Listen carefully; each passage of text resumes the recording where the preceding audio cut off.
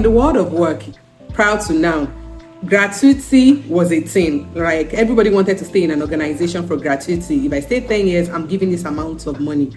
And pension scheme also came from those kind of things to aid retention. That's how our parents. Yeah. But exactly. But Gen Z will walk up to you and tell me, HR, I don't want gratuity. I don't want pension. Time value for money. The future you're helping me save.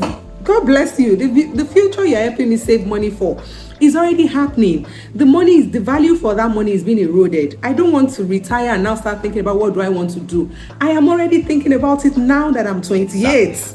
So give me that money, let me start sowing into my future. But I mean, a lot of organizations, even the country that I live in at the moment, still feels like, okay, let's help you save for the future. Other generations in the workforce, it makes sense for them. Like I have something to fall back on. But Gen Zs are saying, no, give me that money now. Let me start building my own startup that I will retire to. So it's a wake-up call for we people practitioners, HR professionals, to begin to think the demography in the workforce that I manage, what do they want? And that's where employee engagement comes in. You can't be an HR manager for a tech company, for example, and the average age for your workforce is maybe 33, 35, and you are still running a gratuity scheme. Trust me, if you ask them, they'll tell you, I can't promise you 1 year. I can only promise you whatever time I am here, I will give you the best of my efforts. So it is up to you to make the best of it and put systems in place to manage that process, aside forcing things down their throats, so to say. Okay. So, well, beyond that now, we see there's, you have touched on it where you talked about every generation comes with its own peculiarities. But we see how as an HR person, how do you manage especially the behavior changes around the Gen Z, the issue of things like a quick call to mental health?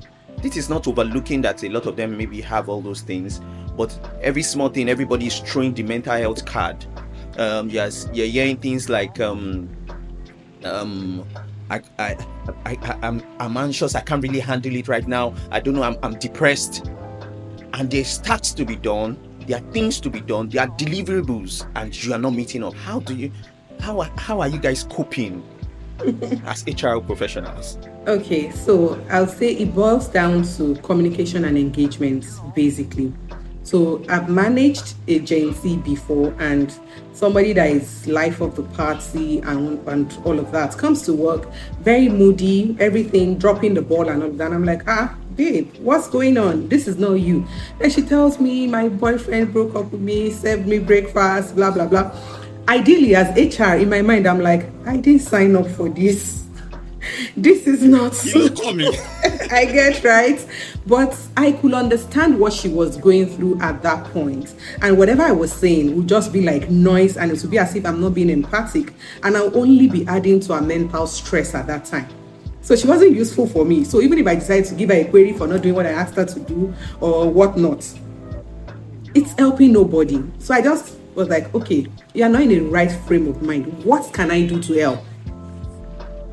And she was like, she just had to come to work. She didn't want to be given query. I'm like, okay, what will make you feel better? I can't provide the answer. Only her knows. And she was like, can I go home? Whatever I need to do, I promise by 6 p.m., maybe I'll feel better and I will do it. But what's my timeline? And I told her, I'm like, these things, I need to send them out tomorrow. So I would wait up and expect them. Can you get it across to me by 9 latest? She was like, no, she'll even get it across to me by 8. And I'm like, okay, go. Trust me, by 7:30, I had gotten those documents. And that little relationship, that little engagement with her totally changed the way we worked, changed the dynamics of things. She didn't have to, typical people lie to me to say, oh, this is the issue. Some days she'll just walk up to me and say, oh, ma'am, can I take tomorrow off? Remove it from my leave. I say, what's going on? Then she tells me, she said, I know it's a silly excuse, but it's my boyfriend's birthday. I need to do this. It's important to her. And that is why leave days are there. My I business. don't envy you. For me, really, is what is the goal for me? Get the job done. And that is where I don't mix things up. Whether you're taking a sick off to go and christen your cat or go and bury your grandmother's dog, my own focus is I have deliverables, I have timeline. How are we So you're meeting about this? productivity. 100%. I really cannot be bothered about all of those other things. But how do we balance this now with an employer that is used to the 9 to 5 street? In fact, 9 to 5 is not 9 to 5. 9 to 5 is 9 to 8 because you have to wait for the boss to leave. How do you now balance this whole, bringing a Gen Z into the mix and being able to communicate this way or mode of operations now with the Gen Z and also with the boss that is coming from the 1960s? Absolutely. So the shift has already started happening, whether you like it or not. And organizations are moving from being rigid with the policies and procedures and more focused on productivity. So for example, where I work, we've introduced some form of flexible work options. I have people that are not even Gen Zs, that are maybe millennials and are very productive in the evening. I, for one, am a very productive person in the morning. If you ask me to start resuming to work 4 a.m. in the morning, I'll be there. And I'll be all smiles. My 32 will be out. But I cannot... As long as you can close early. God bless you. But I cannot force that style on everybody. I have colleagues in the office that when I'm greeting them by 9, they are still very grumpy and all of that. But when I'm dusting my own bag by 4 p.m., that is when they are ready to unleash. But there also has to be structures and balances. That is where labor law comes in, that says, okay, your contract says you work 40 hours a week. Make up that 40 hours. So if you come in early, I allow you leave early. If you come in late, it means you will close late. Putting those structures and systems. But now that there is also the balance between work and life, work-life balance is no longer balanced. Has now become work-life integration. And that is where we need to focus. You as an employer or an HR manager, so you are convenient or okay with picking up your phone on a Saturday or a Sunday when there's a work emergency to tell the employees to please quickly jump on this, help me quench this fire, help me fix this problem. But then you have a problem with letting the person close early to go and meet up some parental obligations. Then you are selfish. So it is a but that's how it works most times, especially in the Nigerian space that I know of.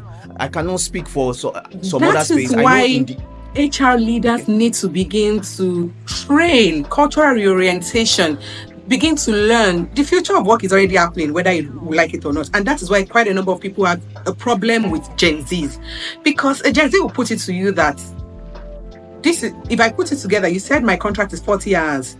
You called me on Saturday. I have to complete the project on Sunday. Who is counting the 40 hours? But then you have a problem when I need to close early, or I have a problem in traffic and I get to work late.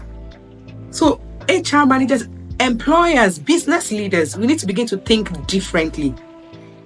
Yes, it is important that you put structures and processes in place to manage these things, because yes, people would also try to abuse them. People will take the piece, yeah. Yeah, so you have structures to say that, okay, we have a flexible work. What are you signing off on? Not that today you are early, tomorrow you are late. Next tomorrow you are closing early, next tomorrow. No. But even when you have such emergencies, what is the process? So that it is clear. When you step outside of these clear lines, that is where we have a problem. But we need to begin to look differently. Most of deals are being closed outside of the 40 hours of work. Most of business deals are being closed. Yes.